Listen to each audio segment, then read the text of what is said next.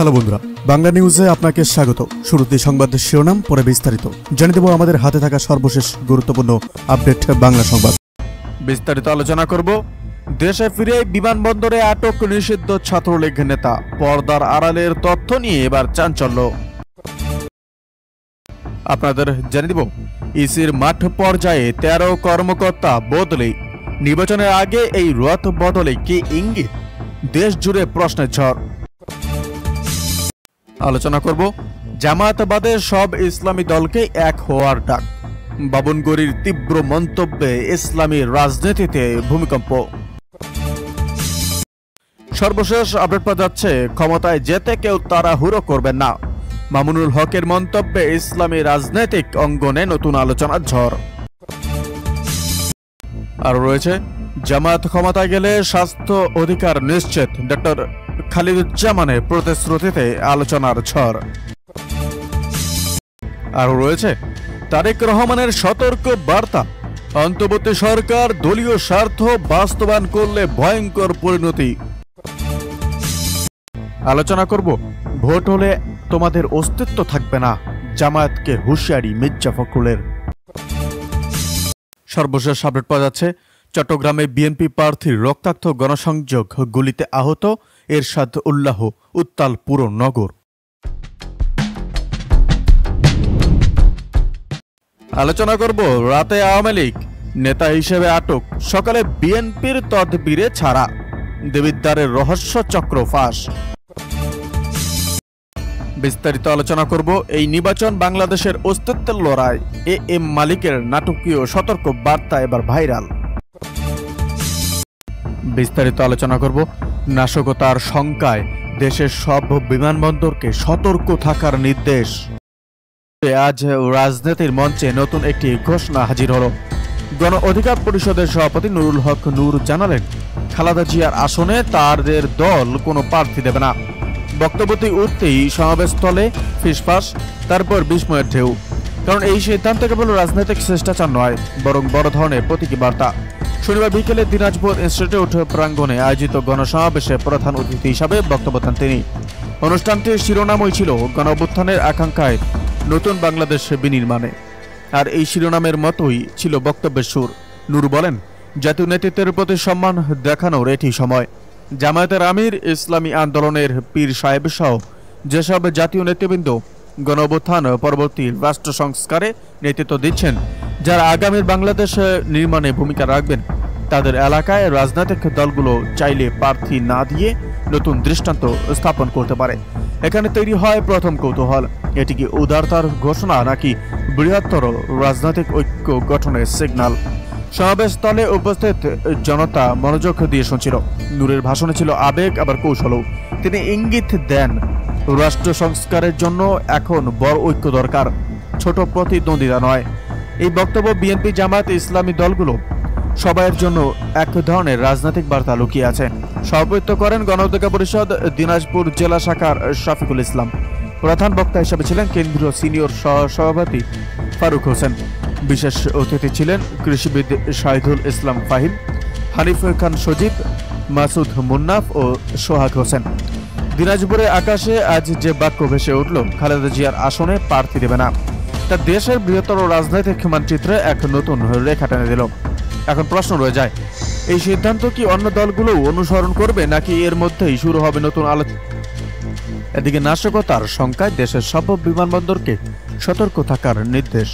সারা দেশে চলমান বিভিন্ন সহিংসতা, অগ্নিসংযোগের মতো নাশকতায় বিষয়টি বিবেচনায় নিয়ে দেশের সব বিমানবন্দরকে সতর্ক থাকার নির্দেশ দিয়েছে বেসামরিক বিমান চলাচল কর্তৃপক্ষ। মঙ্গলবার বেবিচকের সহকারী পরিচালক মোহাম্মদ কাউছার মোহাম্মদ বিষয়টি নিশ্চিত করেছেন। দেশের বিমানবন্দরগুলোতে সতর্ক থাকার বিষয়ে একটি চিঠি পাঠিয়েছে বেবিচক। এতে বলা হয়, সব বিমানবন্দরে সিসিটিভি ক্যামেরার মাধ্যমে সার্বক্ষণিক নজরদারি, ভেহিক্যাল পেট্রোল, ফুল পেট্রোল বাড়ানো সহ মনিটরিং ব্যবস্থা আরও জোরদার করা হবে। সম্ভাব্য অনাকাঙ্ক্ষিত পরিস্থিতি মোকাবেলায় তাৎক্ষণিক সব ধরনের ব্যবস্থা নেওয়ার প্রস্তুতি রাখতে হবে।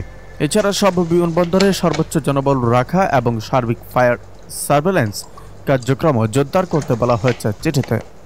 এদিকে ঢাকার রাজনৈতিক আলোচনায় আজ নতুন অভিযোগের ঝলক।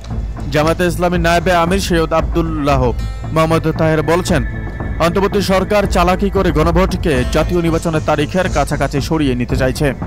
বাক্যটি ওঠার সঙ্গে সঙ্গেই রাজনৈতিক অঙ্গনে প্রশ্নের ঢেউ ছড়িয়ে পড়ে। সরকার কি সত্যি সময় টেনে নিয়ে একটি নতুন প্রেক্ষাপট বানাতে চাইছে? রাজধানীতে আয়োজিত এক অনুষ্ঠানে তিনি বলেন, জনগণের দাবি আগে গণভোট, কিন্তু তারা করছেন এই সেই করতে করতে এটাকে জাতীয় নির্বাচনের তারিখের দিকে ঠেলে নিয়ে যাচ্ছেন। বক্তব্য ছিল ক্ষোভ আর কৌশলগত ইঙ্গিতও, যেন তিনি ভেতরে লুকোনো সময় সারণী তুলে ধরতে চাইছেন। তিনি আরও জানান, একজন বিশেষজ্ঞের সঙ্গে তার কথা হয়েছে। সেই বিশেষজ্ঞ নাকি বলছেন, তফসিল ঘোষণা হলেও আইনগতভাবে জাতীয় নির্বাচন আর গণভোট আলাদা তারিখে করায় কোনো বাধা নেই। এখানে কৌতূহল আরও বাড়ে, তাহলে গণভোটকে পিছিয়ে দেওয়ার যুক্তি কোথায়? তাহের স্পষ্ট ভাষায় বলেন, ঠেলে ঠুলে কত দূর নেবেন, তারপরও গণভোট করার সময় থাকবে এবং গণভোটের পরই জাতীয় নির্বাচন হবে। বক্তব্যটি শুনে উপস্থিতিদের মধ্যে গুঞ্জন, এটি কি শুধু অভিযোগ নাকি সরকারকে সরাসরি চাপ দেওয়ার চেষ্টা? রাজনৈতিক বিশ্লেষকরা বলছেন, গণভোট ইস্যু দেশের বর্তমান রাজনৈতিক সংকটের কেন্দ্রে চলে এসেছে, আর তাহেরের বক্তব্য সেই উত্তাপকে আরও বাড়িয়ে দিল। এখন প্রশ্ন দাঁড়ায়, সরকার গণভোটের সময়সীমা নিয়ে কি সিদ্ধান্ত নেবে? নির্বাচনের দিন যত এগিয়ে আসবে, এই প্রশ্নই রাজনীতির নতুন ফোকাস হয়ে উঠবে। এদিকে বিএনপির প্রার্থী ঘোষণার দাবিতে আমরণ অনশনে তারেক জিয়া পরিষদের নেতা রিয়াজুল। রাজবাড়ী 2 আসনে বিএনপি প্রার্থী ঘোষণা না হওয়া আমরণ অনশন শুরু করেছেন তারেক জিয়া পরিষদের কেন্দ্রীয় যুগ্ম আহ্বায়ক ও রাজবাড়ী জেলা আহ্বায়ক মোহাম্মদ রিয়াজুল ইসলাম। সোমবার দুপুর 2টা থেকে তিনি পাংশা পৌর শহরের পুরাতন বাজার দরগাতলা এলাকায় হজরত শাহজুই মাজার শরীফের সামনে অনশনে বসেন। রিয়াজুল ইসলাম বলেন, গত 3 নভেম্বর বিএনপি 237টি আসনে প্রার্থীদের মনোনয়ন দিয়েছে, কিন্তু এখনও 23টি আসনে জোট প্রার্থীদের জন্য মনোনয়ন দেওয়া হয়নি। এর মধ্যে রাজবাড়ী 2 আসনও রয়েছে। আমরা কোনো জোট প্রার্থী চাই না, আমরা ধানের শীষের প্রার্থী চাই। তিনি বলেন, শোনা যাচ্ছে রাজবাড়ী 2 আসনে জোট ভিত্তিক প্রার্থী হিসাবে এনডিএম এর মহাসচিব মমিনুল আমিকে মনোনয়ন দেওয়া হতে পারে, কিন্তু তার সাবেক স্বরাষ্ট্রমন্ত্রী ও র্যাবের প্রধান বেনজির আহমেদের সঙ্গে ঘনিষ্ঠ সম্পর্কের ছবি সামাজিক মাধ্যমে দেখা গেছে। আমরা কোনো আওয়ামী লীগের দোসরকে এই আসনে চাই না। রিয়াজুলের দাবি, রাজবাড়ী 2 আসনে ধানের শীষের প্রার্থীকে মনোনয়ন দিতে হবে। এদিকে কার্যক্রম নিষিদ্ধ আওয়ামী লীগের 3 কেন্দ্রীয় নেতা সহ গ্রেপ্তার 22। রাজধানীতে ঝটিকা মিছিল পরিকল্পনা ও অংশগ্রহণে জড়িত নিষিদ্ধ ঘোষিত আওয়ামী লীগ ও সহযোগী সংগঠনের আরও 5 নেতাকর্মীকে গ্রেপ্তার করেছে ঢাকা মহানগর গোয়েন্দা পুলিশ অর্থাৎ ডিবি। গত 24 ঘন্টায় রাজধানীর বিভিন্ন এলাকায় এসব অভিযান পরিচালিত হয়। ডিবির মতিঝিল, গুলশান, রমনা, লালবাগ, তেজগাঁও এবং বিভিন্ন জায়গায় এসব অভিযান পরিচালনা করে।